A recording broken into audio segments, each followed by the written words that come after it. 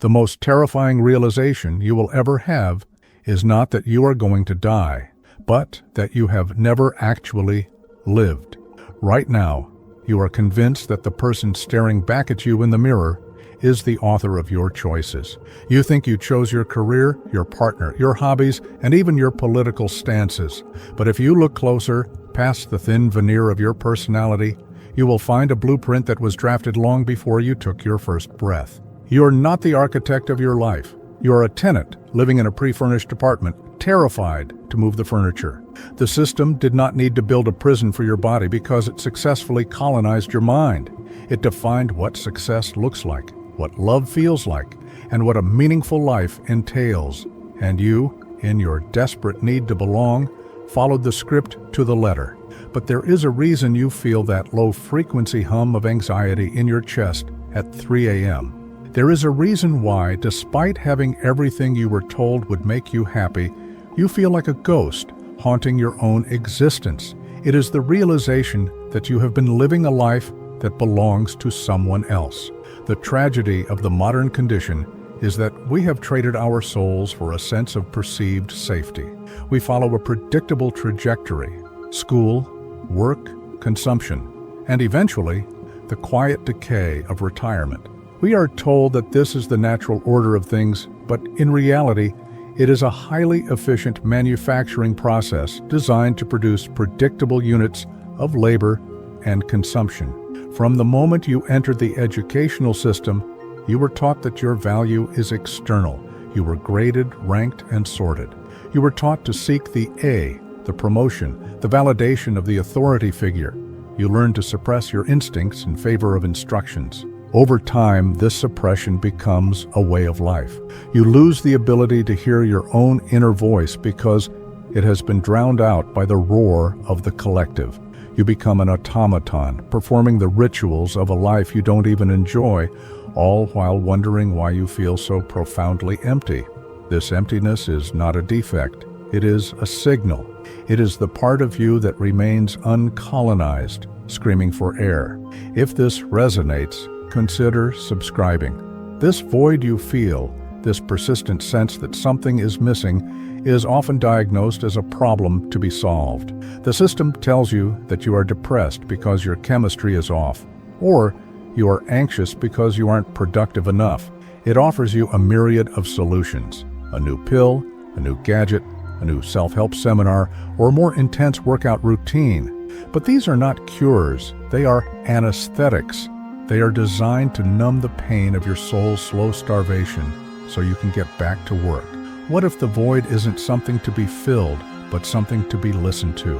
What if your anxiety is the only honest thing about you? In a world built on lies, the feeling of wrongness is the first step toward truth. It is the beginning of the transition. You are not broken, you are waking up.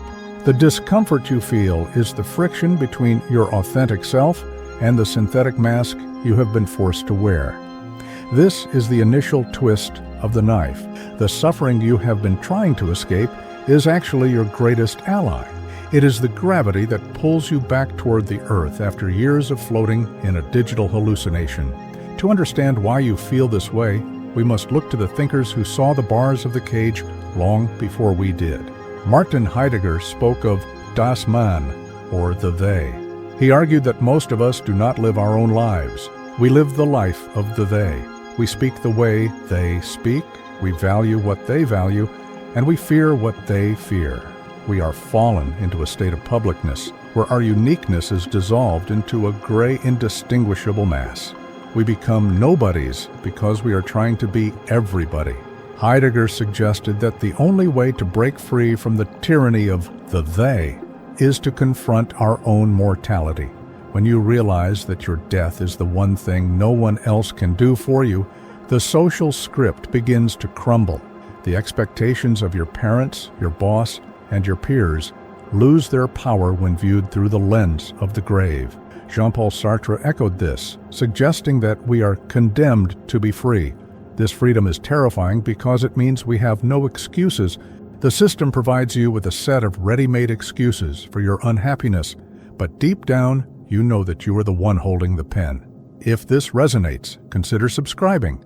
Think of your life as a grand, ornate cathedral that has been built on a foundation of quicksand. The stained glass windows are beautiful, the choir sounds angelic, and the incense smells like a dream. But the walls are cracking. The system is the architect of this cathedral. It designed every archway and every pew to keep you looking upward, away from the floor beneath your feet. The metaphors we use to describe our lives often involve building or climbing, but perhaps the most accurate metaphor for the awakening process is unraveling. You are a tapestry that has been woven with threads of societal expectation, childhood trauma, and manufactured desire. To find the real you, you must be willing to pull on the loose thread and watch the entire image disappear. This is visceral work. It feels like skinning yourself alive.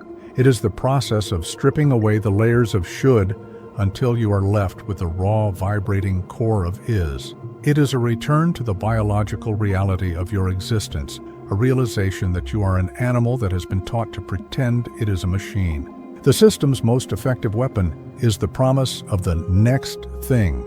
It keeps you in a state of perpetual anticipation. You will be happy when you get the degree. You will be happy when you get the house. You will be happy when you find the one. This is the carrot on the stick, and you are the donkey.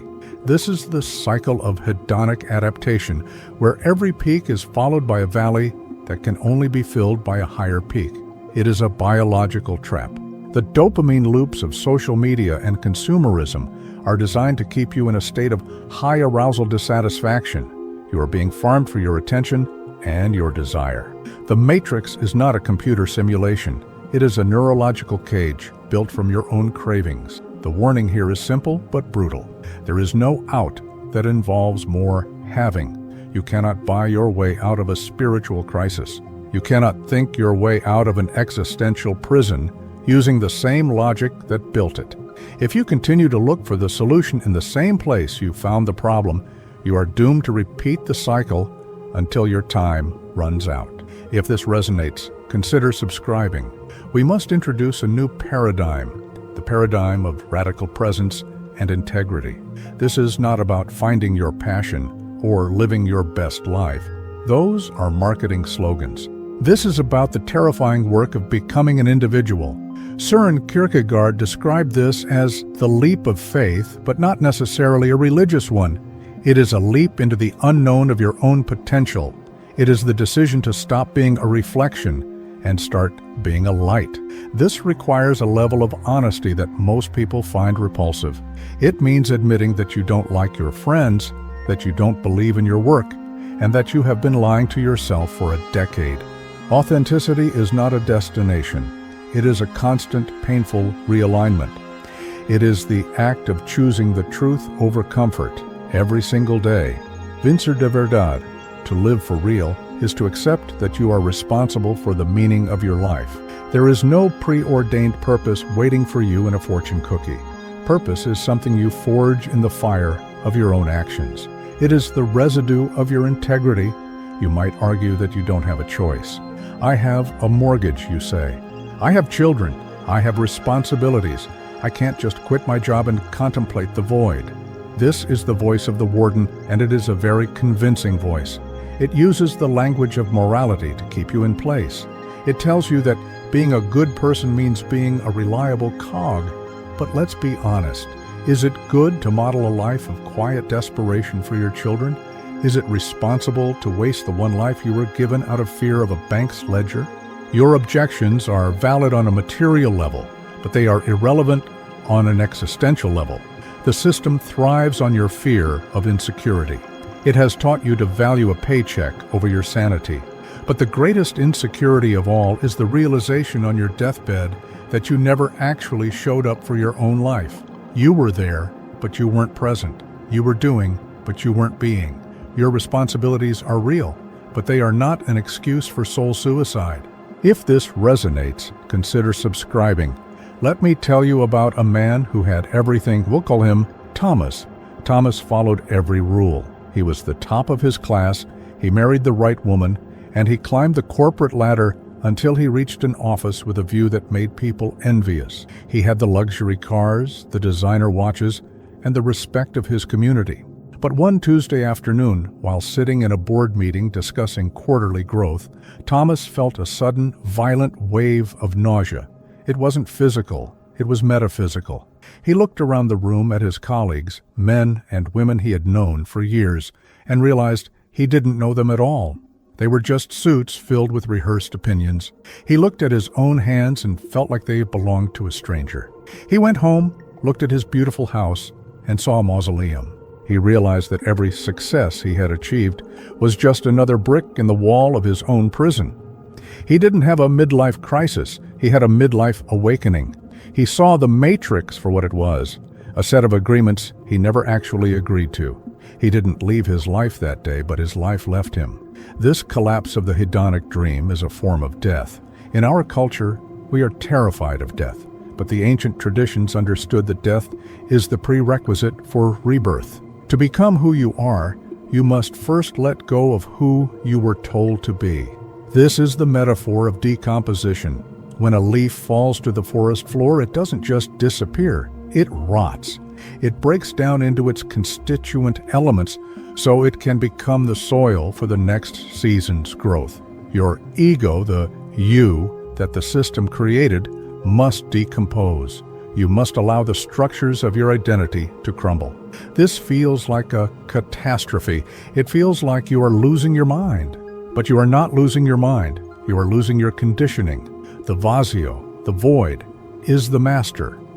It is the fertile soil of your future self. Only when you are empty of the system's junk can you be filled with your own truth. You must be willing to sit in the rot for a while. You must be willing to be nothing before you can be something real. If this resonates, consider subscribing. So, how do you actually do this? How do you stop being a ghost and start being a human being? It starts with the radical act of sitting in silence. The system hates silence because silence is where the itch becomes unbearable. We are constantly surrounded by noise, music, podcasts, social media, notifications. Because if the noise stops, we might have to face ourselves. Your first instruction is to inhabit the void. Sit in a room with no distractions for an hour. Don't meditate to feel better. Sit there to feel the full weight of your own existence. Notice the thoughts that arise.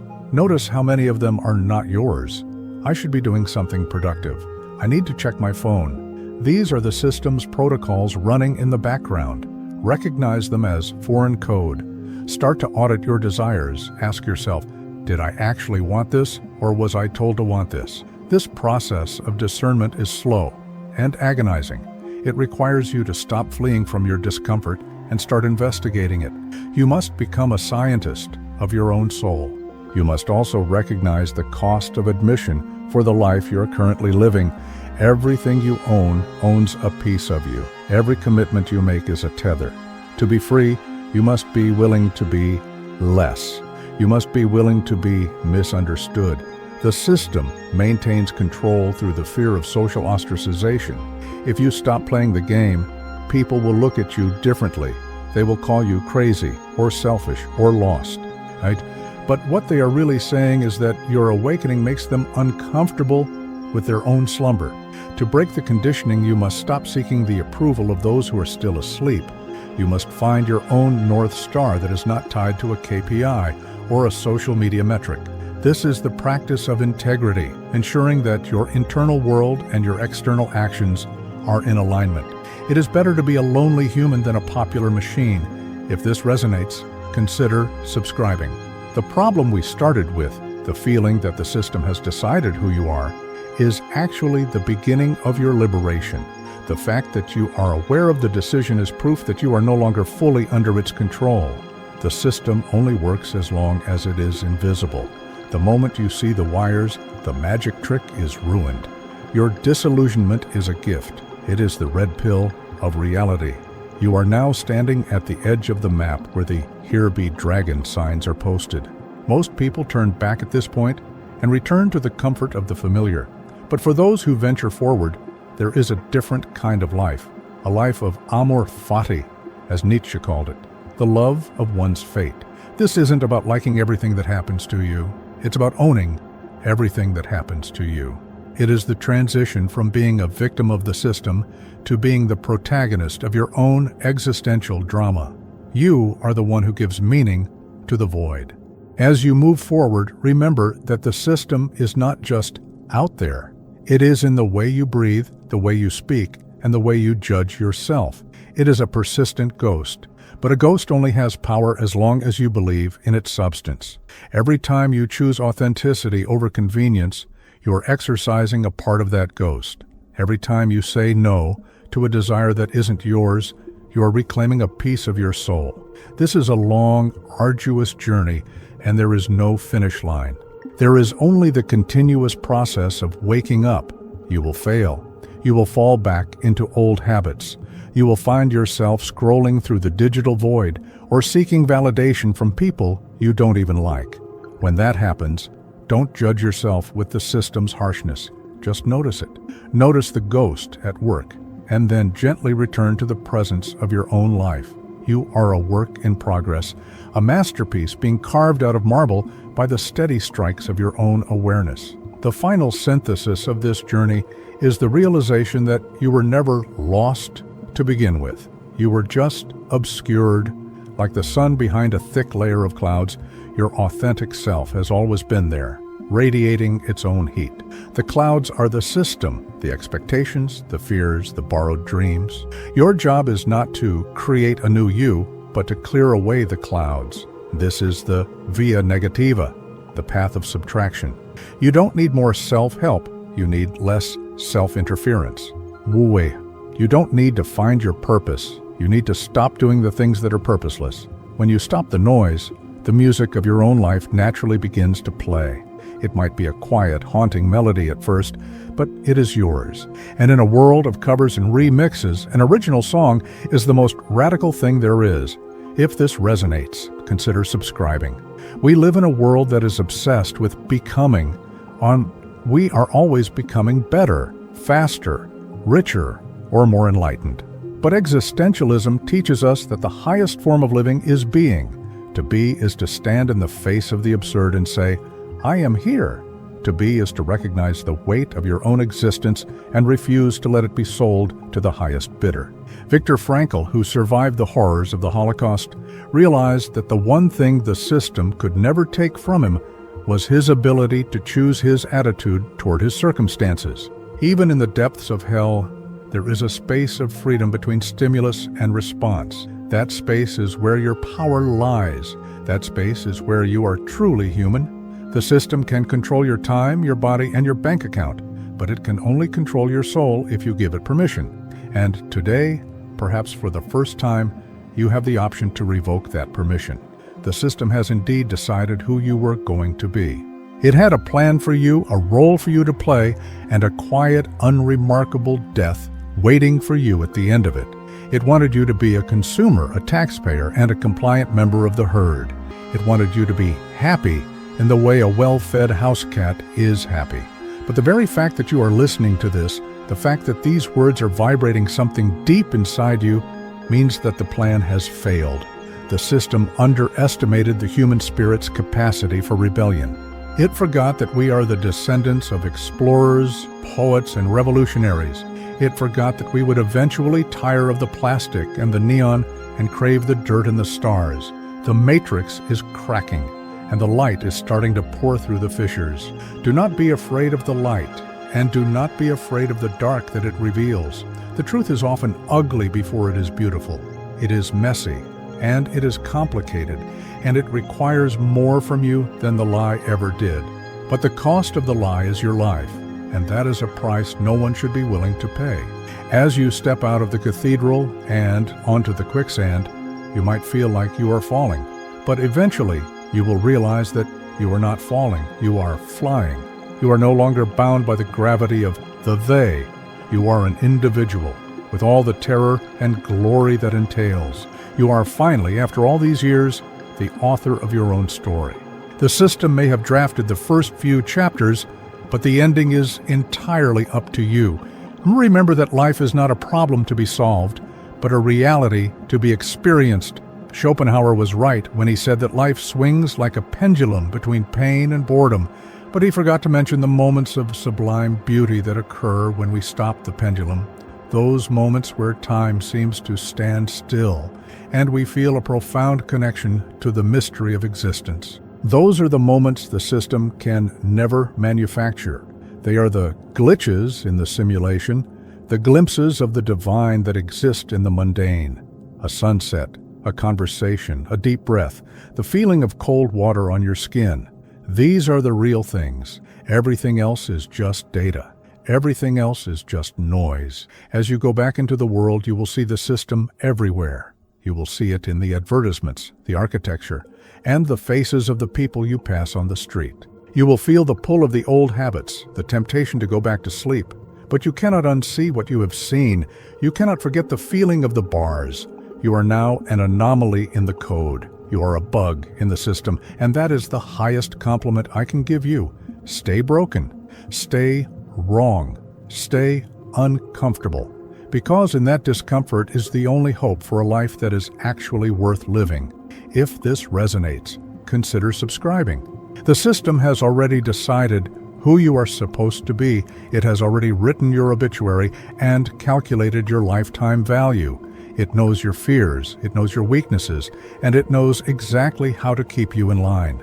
But the system is not God. It is just a collective hallucination we all agree to participate in. And you, right now, have the power to stop agreeing. You can walk out of the cathedral. You can pull on the loose thread. You can choose to be the person you were before the world told you who you were supposed to be. It won't be easy and it won't be comfortable, but it will be yours. And in the end, that is all that matters. When you reach the end of your life and the noise of the world finally fades into a whisper, the only thing that will matter is whether you were there, not whether you were successful or popular or good by the system's standards, but whether you were present for the experience of your own existence. Did you feel the wind? Did you love with your whole heart? Did you speak your truth even when your voice shook? Or did you just follow the script? The system wants you to forget that you are going to die. It wants you to live as if you have forever, so you can spend your time on things that don't matter. But your mortality is your greatest gift. It is the fire that burns away the bullshit. It is the reminder that this moment, this breath, is all you have. Don't spend another minute being a ghost in your own life. Wake up to the reality of your situation. Recognize the cage for what it is. And then, with the quiet dignity of a person who has finally found themselves, walk through the door. The system didn't leave it locked. It just convinced you that there was nothing on the other side. But on the other side is the world, the real world, and it has been waiting for you to arrive for a very long time. It is a world of uncertainty and struggle and profound beauty. It is the world you were born for. It is the world where you are no longer a cog, but a creator. The system has already decided who you are supposed to be, but it forgot to ask for your consent. Now that you know the game, you are finally free to stop playing. You are finally free to be the person you were always meant to be, before the blueprint was drawn, before the mask was fitted, and before you were taught to be afraid of the dark. The void is not your enemy. It is your canvas, and the brush is in your hand. Start painting. The clock is ticking, and the world is waiting to see what you will create. If this resonates, consider subscribing. As we conclude this reflection, let us return to the image of the cathedral on the quicksand. The walls are falling, the windows are breaking, and the incense has been replaced by the smell of the earth. It is a scene of destruction, but it is also a scene of liberation. The structures that once held you captive are crumbling, and for the first time, you can see the horizon. You can see the stars. You can see the truth. The journey ahead will be difficult, but it will be honest.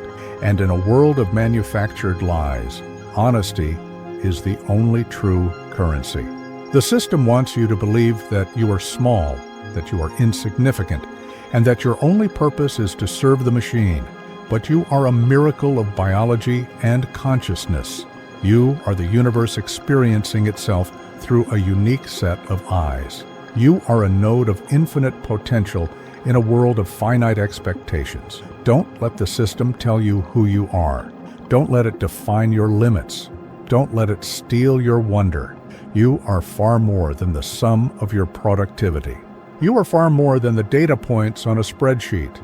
You are a living, breathing, feeling soul, and it is time you started acting like it. If you have stayed with me this long, it is because something inside you is ready to change. Something inside you is tired of the facade. Trust that feeling. It is the most important thing you own. It is your compass in the wilderness. Follow it, even when it leads you away from the crowd. Follow it, even when it leads you into the unknown.